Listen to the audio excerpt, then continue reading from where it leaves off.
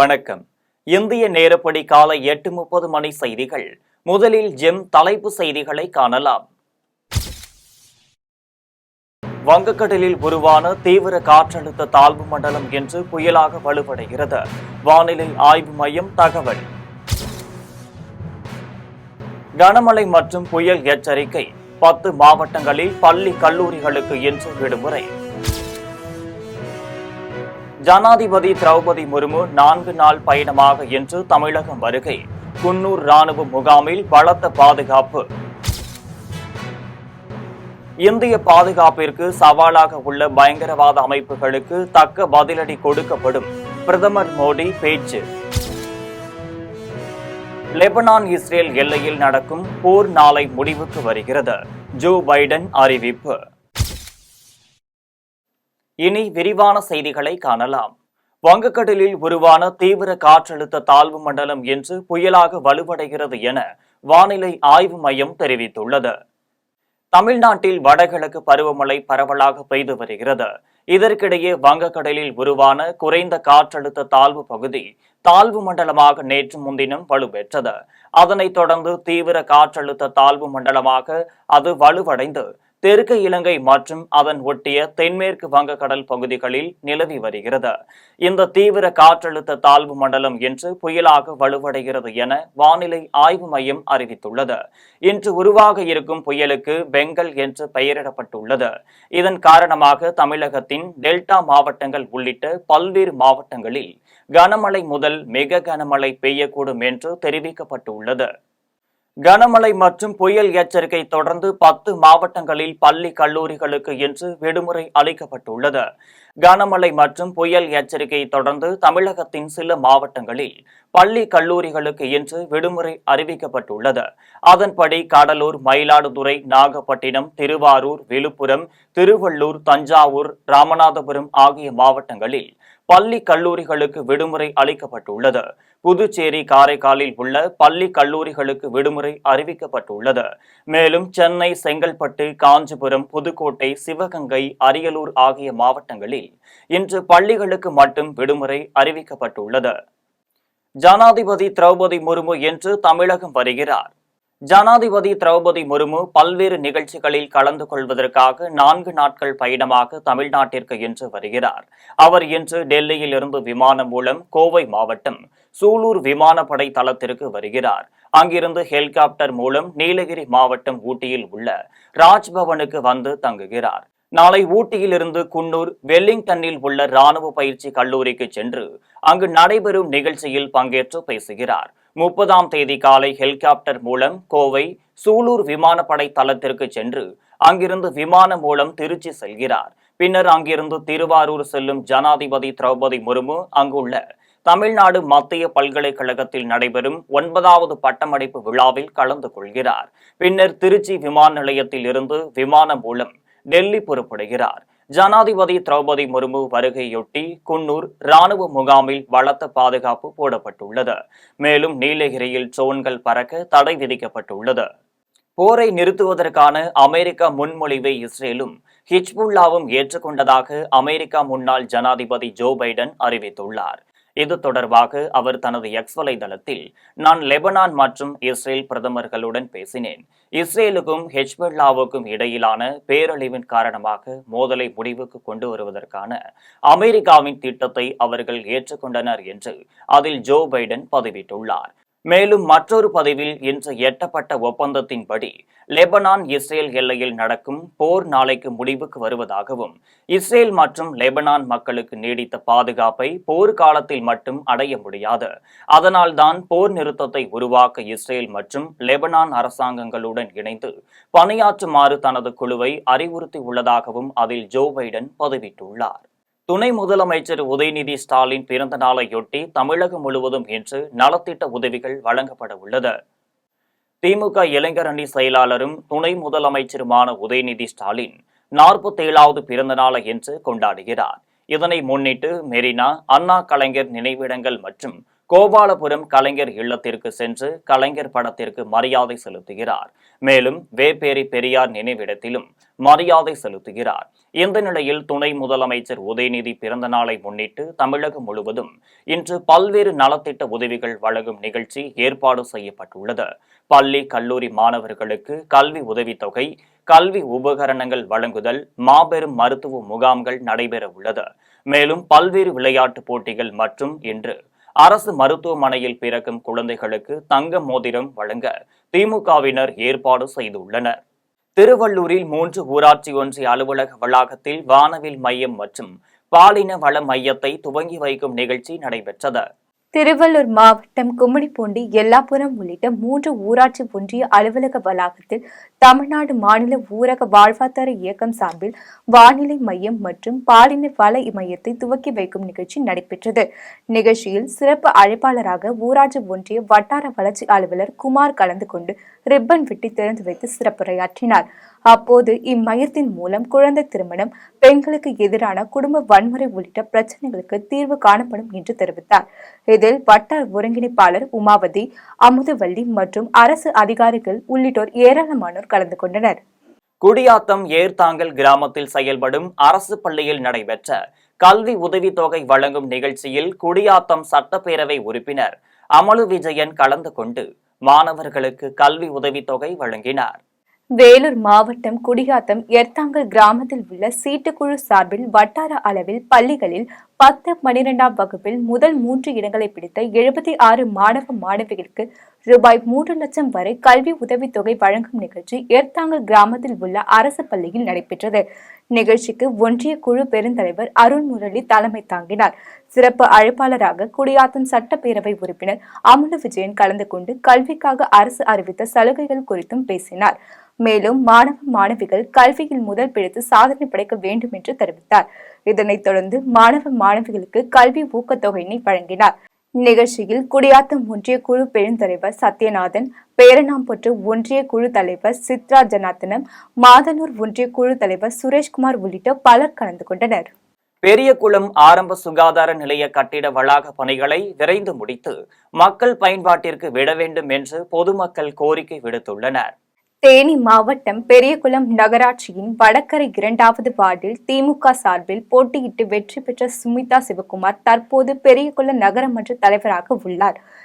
இவருடைய 2வது வார்டு பகுதியான அரண்மனை தெரு பகுதியில் ரூபாய் 25 லட்சம் மதிப்பீட்டில் நகர்ப்புற நல்வாழ்வு மையத்தின் கீழ் நகர ஆரம்ப சுகாதார நிலையம் கட்டுவதற்கு கடந்த 2022ஆம் ஆண்டு பெரியகுளம் நகராட்சி நகர்மன்றத்தில் தீர்மானம் நிறைவேற்றப்பட்டு கட்டுமான பணிகள் கடந்த 2023ஆம் ஆண்டு ஜனவரி மாதம் முடிவடைந்தது. இந்நிலையில் கட்டுமான பணிகள் முடிவடைந்து 2 வருடங்கள் ஆன நிலையில் சுகாதார நிலையம் முன்புள்ள வளாகத்தில் தரைத்தளம் அமைக்கும் பணி, சுற்றுச்சுவர் அமைத்தல் உள்ளிட்ட பணிகள் மேற்கொள்ளப்படாமல் கிடப்பில் போட்டப்பட்டுள்ளதாகவும் பெரியகுளம் நகர ஆரம்ப சுகாதார நிலையம் மக்கள் பயன்பாட்டிற்கு விடாமல் பூட்டி வைக்கப்பட்டுள்ளது. இந்நிலையில் பெரியகுளம் நகர ஆரம்ப சுகாதார நிலையம் வளாகம் பணிகளை மேற்கொண்டு விரைவில் மக்களின் பயன்பாட்டிற்கு விட வேண்டும் என்று பெரியகுளம் பகுதி மக்கள் கோரிக்கை விடுத்துள்ளனர். தென்காசியில் கோவில் காணிக்கை என்னும் பணியில் ஈடுபட்ட 4 காவலர்கள் காணிக்கையை திருடிய சம்பவம் பரபரப்பை ஏற்படுத்தியுள்ளது. தென்காசி மாவட்டம் சங்கரன் கோவிலில் பொதுமக்கள் செலுத்திய காணிக்கை என்னும் பணி நடைபெற்றது. இதில் தூத்துக்குடி தென்பாக காவல் நிலைய தலைமை காவலர் மகேஸ்வரி மற்றும் அவருடன் வந்த முத்துலட்சுமி, மாரியம்மாள், அனிதா உள்ளிட்டோர் காணிக்கை என்னும் பணியில் ஈடுபட்டனர். அப்போது உண்டியல் காணிக்கை பணத்தை எடுத்து தங்களது ஆடைக்குள் மறைத்து வைத்தனர். இந்நிலையில் அதிகாரிகளுக்கு இவர்கள் மீது சந்தேகம் ஏற்படவே கோவில் நிர்வாகம் இவர்களை அழைத்து விசாரணை மேற்கொண்டது. விசாரணையில் முன்னுக்கு பின் முரணாக பதில் அளித்ததால் 4 பேரையும் காவல் நிலையம் அழைத்து சென்று விசாரணை மேற்கொண்டனர். இந்நிலையில் இதுகுறித்து செய்தி சேகரிக்க சென்ற செய்தியாளரை காவல்துறையினர் தடுத்து நிறுத்தியதாக கூறப்படுகிறது. இதனைத் தொடர்ந்து திருட்டில் ஈடுபட்ட 4 பேரை அனைத்து மகளிர் காவல்துறையினர் நீதிமன்றத்தில் ஆஜர்படுத்தினர். உத்தரமேரூர் தமிழ்நாடு அரசு கிராம உதவியாளர்கள் சங்க கூட்டமைப்பின் சார்பில் ஆர்ப்பாட்டம் நடைபெற்றது. காஞ்சிபுரம் மாவட்டம் உத்திரமேரூர் வட்டாட்சியர் அலுவலக வளாகத்தில் தமிழ்நாடு அரசு கிராம உதவியாளர்கள் சங்கம் கூட்டமைப்பின் சார்பில் வட்டத் தலைவர் திருவேங்கடம் தலைமையில் ஆர்ப்பாட்டம் நடைபெற்றது. இதில் கிராம உதவியாளர்களின் காலி பணியிடங்கள் நிரப்ப வேண்டும், கிராம உதவியாளர்களுக்கு தகுதியின் அடிப்படையில் பணி உயர்வை வழங்கிட வேண்டும், நிலுவையில் உள்ள ஓய்வூதியர்களின் பணிகளை உடனடியாக வழங்கிட வேண்டும் என்பன உள்ளிட்ட பல்வேறு கோரிக்கைகளை வலியுறுத்தப்பட்டது. இதில் காஞ்சிபுரம் மாவட்ட பொருளாளர் ஷபீர், வட்ட செயலாளர் பெருமாள் உள்ளிட்ட தமிழ்நாடு கிராம உதவியாளர் சங்கத்தின் நிர்வாகிகள் பலர் கலந்து கொண்டனர்.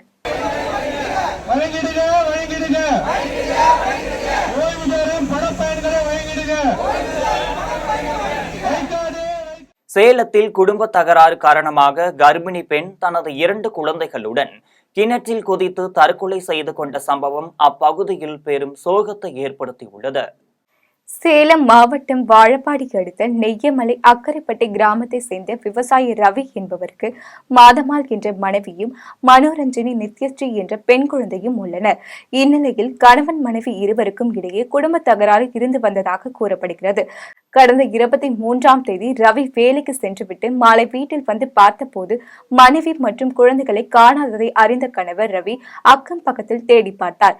அப்போது வீட்டு தோட்டத்தில் உள்ள கிணற்றில் 7 மாத கர்ப்பிணியான மாதமாலும் 2 குழந்தைகளும் உயிரிழந்ததை கண்டு அதிர்ச்சியடைந்தார். இது குறித்து தகவல் அறிந்து வந்த ஏத்தாப்பூர் காவல்துறையினர் உயிரிழந்தவர்களின் உடல்களை மீட்டு பிரேத பரிசோதனைக்காக சேலம் அரசு மருத்துவமனைக்கு அனுப்பி வைத்தனர். மேலும் இது குறித்து வழக்கு பதிவு செய்து விசாரணை மேற்கொண்டு வருகின்றனர். அவர் பேரு மாதம்மா, பெருசும் பேரு ரவி. அடிக்கடி பெருசுனக்கா என்னான்னு தெரியல, இந்த மாதிரி திட்டுறாரு. வயிற்றுல இருக்கிற குழந்தை யாரு கிடத்தையா எனக்கு தெரியாதுன்னு திட்டுறாங்க, அடிக்கிறாங்க, வதிக்கிறாங்க. பெரியப்பாலாம் வந்து எதுவுமே கேட்க மாட்டேங்கிறாங்க. பெரியப்பாலாம் வந்து கேட்கலாம், நான் என்னைக்கு இருந்தாலும் இறந்துரும் அப்படின்ட்டு அவன் திட்டிக்கிட்டு அழுந்துக்கிட்டு இருந்தா என்கிட்ட வந்து அப்படி பண்ணாதரி, அப்போல்லாம் ஏதோ ஒன்று பேசி முடிவு பண்ணுவாங்க, நீ அப்படி இறந்துடாத அப்படின்னு நான் சொல்லியிருக்கா. போய் சேர்த்துட்டா சார். இந்த குழந்தை வந்து 3 குழந்தையுமே எனக்கு இல்லை அப்படிங்கிற மாதிரி பேசுகிறாரு. என்ன பண்ணாருன்னு தெரியல. அப்போ நாங்கள் வந்து பார்க்கும்போது கம்பி தான் கிடந்துச்சு 3மே. குழந்தை கை அவங்க அம்மா பிடிச்சிட்டு எடுக்கவே முடியலைங்க. சின்ன குழந்தைக்கு எடுக்கும்போது தான் நாங்கள் கை படுத்து விட்டு எடுத்தாங்க. மேலே போலீஸுக்காரர் வந்து எடுத்தாங்க. பெரிய பாப்பா மட்டும் தனியாக ஒதுங்கியிருந்தா பக்கத்துலேயே. பாமக நிறுவன தலைவர் ராமதாஸை அவதூறாக பேசிய தமிழக முதலமைச்சர் மு.க. ஸ்டாலினை கண்டித்து கடலூரில் பாமகவினர் கண்டன ஆர்ப்பாட்டத்தில் ஈடுபட்டனர். கடலூர் மாவட்டம் நெய்வேலி ஆர்ச்கேட் பகுதியில் பாமக நிறுவன தலைவர் ராமதாஸை அவதூறாக பேசிய தமிழக முதலமைச்சர் மு.க. ஸ்டாலினை கண்டித்து பாட்டாளி மக்கள் கட்சியின் வடக்கு மாவட்ட செயலாளர் ரவிச்சந்திரன் தலைமையில் ஏராளமான பாமகவினர் பேரணியாக சென்று ஆர்ப்பாட்டத்தில் ஈடுபட்டனர்.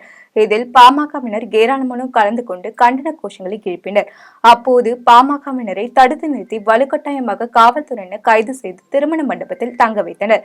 இதனைத் தொடர்ந்து மாவட்ட செயலாளர் ரவிச்சந்திரன் செய்தியாளர்களை சந்தித்து பேசினார்.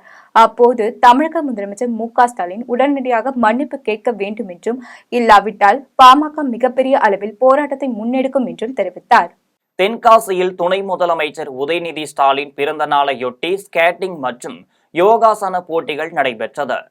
தென்காசி மாவட்டம் ஐந்தருவி சாலையில் உள்ள தனியார் பள்ளியில் துணை முதலமைச்சர் உதயநிதி ஸ்டாலினின் பிறந்த நாளையொட்டி திமுக தெற்கு மாவட்ட கழகம் சார்பில் 1000 மாணவர்கள் பங்கேற்ற ஸ்கேட்டிங் மற்றும் யோகாசன போட்டிகள் நடைபெற்றது. 2 மணி நேரத்திற்கு மேலாக யோகாசனம் நடைபெற்ற போட்டியில் 50க்கும் மேற்பட்ட மாணவர்கள் கலந்து கொண்டனர்.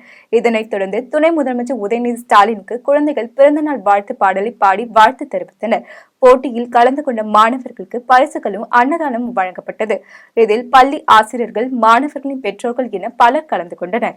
அந்தியூரில் பெரிய ஏரியில் தமிழ்நாடு சுற்றுலாத்துறையின் சார்பில் ரூபாய் 50 லட்சம் மதிப்பீட்டில் புதிய படக்குழுமினை தமிழக முதலமைச்சர் மு.க. ஸ்டாலின் காணொலி காட்சி மூலம் திறந்து வைத்தார். ஈரோடு மாவட்டம் அந்தியூர் பகுதி மக்கள் நீண்ட நாள் காலமாக தங்கள் பகுதியில் உள்ள பெரிய ஏரியில் பொழுதுபோக்கு அம்சங்களுடன் படகு குழாம் அமைத்து தர வேண்டும் என அரசிற்கு கோரிக்கை விடுத்தனர். கோரிக்கையை ஏற்று தமிழக அரசு சுற்றுலாத்துறை சார்பில் அந்தியூர் பெரிய ஏரியில் படகு குழாம் அமைக்க ரூபாய் 50 லட்சம் நிதி ஒதுக்கீடு செய்யப்பட்டது. நிதி ஒதுக்கீடு செய்யப்பட்ட பணிகள் அனைத்தும் முடிவுற்ற நிலையில் தமிழக முதலமைச்சர் மு.க. ஸ்டாலின் காணொலி காட்சி வாயிலாக படகு குழாமினை திறந்து வைத்து மக்கள் பயன்பாட்டிற்கு கொண்டு வந்தார். இதனையடுத்து பெரிய ஏரி படகு குழாமில் சட்டமன்ற உறுப்பினர் வெங்கடாச்சலம் குத்து விளக்கு ஏற்றி வைத்து படகு சவாரியை தொடங்கி வைத்தார். இதனைத் தொடர்ந்து சட்டமன்ற உறுப்பினர்கள் மற்றும் அரசு அதிகாரிகள் படகு சவாரி செய்து மகிழ்ந்தனர். ஈரோட்டில் 9 அம்ச கோரிக்கைகளை வலியுறுத்தி பவானி வட்டாட்சியர் அலுவலகத்தின் முன்பு வருவாய்த்துறையினர் காத்திருப்பு போராட்டத்தில் ஈடுபட்டனர். ஈரோடு மாவட்டம் பவானி வட்டாட்சியர் அலுவலகத்தில் 50க்கும் மேற்பட்ட வருவாய்த்துறையினர் 3ஆம் கட்டமாக பணிகளை புறக்கணித்து 9 அம்ச கோரிக்கைகளை வலியுறுத்தி காத்திருப்பு போராட்டத்தில் ஈடுபட்டனர். அப்போது இளநிலை, முதுநிலை வருவாய்த்துறை ஆய்வாளர்கள் விதித்துள்ள அரசாணையை உடனடியாக வெளியிட வேண்டும் என்றும், அலுவலக உதவியாளர் காலி பணியிடங்களை உடனடியாக நிரப்ப வேண்டும் என்றும், கருணை அடிப்படையில் பணி நியமனத்திற்கான உச்சவரப்பினை 5% குறைக்கப்பட்டுள்ளதை ரத்து செய்துவிட்டு மீண்டும் 25% நிர்ணயம் செய்த வேண்டும் என்பன உள்ளிட்ட 9 அம்ச கோரிக்கைகளை வலியுறுத்தினர். பாமக நிறுவன தலைவர் ராமதாஸை அவதூறாக பேசிய தமிழக முதலமைச்சர் மு.க.ஸ்டாலினை கண்டித்து வாணியம்பாடியில் பாமகவினர் சாலை மறியலில் ஈடுபட்டனர். திருப்பத்தூர் மாவட்டம் வாணியம்பாடி பேருந்து நிலையம் அருகே தமிழக முதலமைச்சர் மு.க.ஸ்டாலினை கண்டித்து கிழக்கு மாவட்ட செயலாளர் வேல்முருகன் தலைமையில் 50க்கும் மேற்பட்ட பாமகவினர் கண்டன ஆர்ப்பாட்டத்தில் ஈடுபட்டனர்.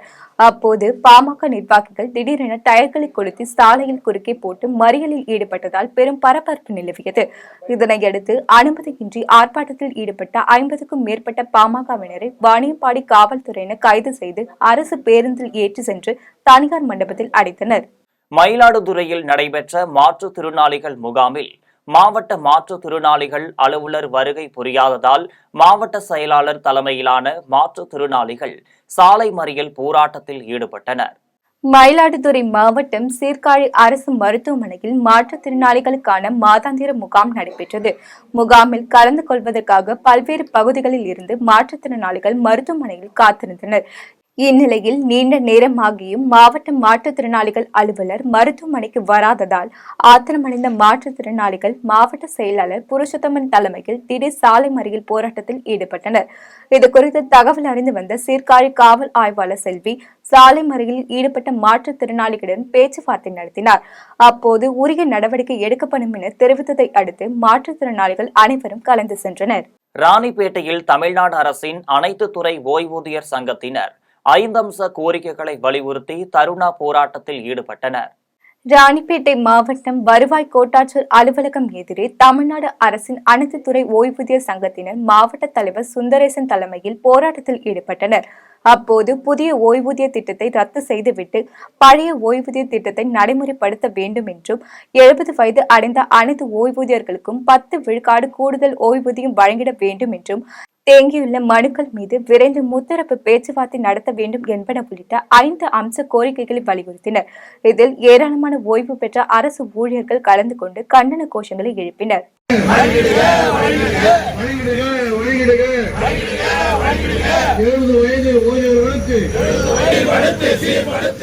புதுச்சேரியில் 10 வயது சிறுமியை பாலியல் பலாத்காரம் செய்த நபருக்கு 20 ஆண்டுகள் சிறை தண்டனையும் 11,000 அபராதமும் விதித்து போக்சோ சிறப்பு நீதிமன்ற நீதிபதி சுமதி தீர்ப்பு வழங்கினார். புதுச்சேரி பிரியதர்ஷினி நகர் கேட்டி தோட்டம் பகுதியை சேர்ந்த அந்தோணி என்பவர் கடந்த 2021ஆம் ஆண்டு அதே பகுதியை சேர்ந்த 10ஆம் வகுப்பு சிறுமியை பாலியல் பலாத்காரம் செய்ததாக ஓதியம் சாலை காவல் நிலையத்தில் புகார் அளிக்கப்பட்டது. இதனையடுத்து போக்சோ சட்டத்தின் கீழ் அந்தோணி கைது செய்யப்பட்டு சிறையில் அடைக்கப்பட்டார்.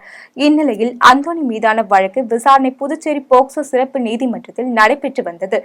இதனைத் தொடர்ந்து விசாரணை முடிவுற்ற நிலையில் குற்றம் சாட்டப்பட்ட அந்தோணிக்கு 20 ஆண்டுகள் சிறை தண்டனையும் ரூபாய் 11,000 அபராதமும் விதித்து போக்சோ சிறப்பு நீதிமன்ற நீதிபதி சுமதி தீர்ப்பு வழங்கினார். மேலும் பாதிக்கப்பட்ட சிறுமியின் குடும்பத்தினருக்கு ரூபாய் 4 லட்சம் இழப்பீடு வழங்கவும் அரசிற்கு நீதிமன்றம் பரிந்துரை செய்துள்ளது. உளுந்தூர்பேட்டையில் வன்முறைகள் ஒழிப்பு சர்வதேச தினத்தையொட்டி தனியார் செவிலியர் கல்லூரியில் பெண்கள் பாதுகாப்பு குறித்து விழிப்புணர்வு நிகழ்ச்சி நடைபெற்றது. கள்ளக்குறிச்சி மாவட்டம் உளுந்தூர்பேட்டையில் செயல்படும் தனியார் செவிலியர் கல்லூரியில் வன்முறைகள் ஒழிப்பு சர்வதேச தினத்தையொட்டி பெண்கள் பாதுகாப்பு குறித்தும் பெண்களின் முன்னேற்றம் குறித்தும் விழிப்புணர்வு நிகழ்ச்சி நடைபெற்றது. நிகழ்ச்சியில் மகளிர் காவல் நிலைய ஆய்வாளர் சரஸ்வதி கலந்து கொண்டு 100க்கும் மேற்பட்ட மாணவர்களிடம் விழிப்புணர்வு ஏற்படுத்தும் வகையில் உரையாற்றினார். மேலும் செவிலியர் துறையில் பெண்கள் சாதித்து வருவதாகவும் சமுதாயத்தில் நடக்கும் அவலங்களை தைரியத்தோடு எதிர்கொள்வதாகவும் தெரிவித்தார். இதனைத் தொடர்ந்து பெண்களின் பாதுகாப்பிற்காக உருவாக்கப்பட்ட காவலன் செயலி பற்றி விளக்கம் அளித்தார். நிகழ்ச்சியில் மகளிர் காவல் நிலைய காவலர் மேகவல்லி மற்றும் மனித காப்பும் குழுவின் மாவட்ட ஒருங்கிணைப்பாளர் விஜயன் செல்வா உட்பட பலர் கலந்து கொண்டனர். சேலத்தில் 10ஆம் வகுப்பு மாணவிகளிடம் மது போதையில் பாலியல் சீண்டலில் ஈடுபட்டதாக தமிழ் ஆசிரியர் போக்சோ சட்டத்தின் கீழ் கைது செய்யப்பட்டார். சேலம் மாவட்டம் எடப்பாடி ஒன்றியம் இருப்பாலியில் செயல்பட்டு வரும் அரசு உயர்நிலைப் பள்ளியில் 150 மாணவ மாணவிகள் பயின்று வருகின்றனர். பள்ளியில் தற்காலிக தமிழ் ஆசிரியராக பணிபுரிந்து வரும் பிரகதீஸ்வரன் என்பவர் சிறப்பு வகுப்புகள் நடத்த 10ஆம் வகுப்பு மாணவ மாணவிகளை வரவழைத்தார். அப்போது மதுபோதையில் இருந்த பிரகதீஸ்வரன் மாணவிகளிடம் பாலியல் சீண்டலில் ஈடுபட்டுள்ளார். இதுகுறித்து மாணவிகள் பெற்றோர்களிடம் தகவல் தெரிவித்ததை அடுத்து பெற்றோர்களும் அப்பகுதி மக்களும் பூலாம்பட்டி காவல் நிலையத்தில் புகார் அளித்தனர். புகாரின் பேரில் காவல்துறையினர் பிரகதீஸ்வரனை போக்சோ சட்டத்தில் கைது செய்து நீதிமன்றத்தில் ஆஜர்படுத்தி மத்திய சிறையில் அடைத்தனர். மீண்டும் ஜெம் தலைப்பு செய்திகள். வங்கக்கடலில் உருவான தீவிர காற்றழுத்த தாழ்வு மண்டலம் என்று புயலாக வலுவடைகிறது. வானிலை ஆய்வு மையம் தகவல். கனமழை மற்றும் புயல் எச்சரிக்கை. 10 மாவட்டங்களில் பள்ளி கல்லூரிகளுக்கு இன்று விடுமுறை. ஜனாதிபதி திரௌபதி முர்மு 4 நாள் பயணமாக இன்று தமிழகம் வருகை. குன்னூர் ராணுவ முகாமில் பலத்த பாதுகாப்பு. இந்திய பாதுகாப்பிற்கு சவாலாக உள்ள பயங்கரவாத அமைப்புகளுக்கு தக்க பதிலடி கொடுக்கப்படும். பிரதமர் மோடி பேச்சு. லெபனான் இஸ்ரேல் எல்லையில் நடக்கும் போர் நாளை முடிவுக்கு வருகிறது. ஜோ பைடன் அறிவிப்பு. இத்துடன் ஜெம் செய்திகள் நிறைவடைகின்றனர். மீண்டும் ஜெம் செய்திகள் மதியம் 1:30 மணிக்கு. உடனுக்குடன் செய்திகளை காண gemlive.tv என்ற இணையதளத்தில் இணைந்திருங்கள். நன்றி, வணக்கம்.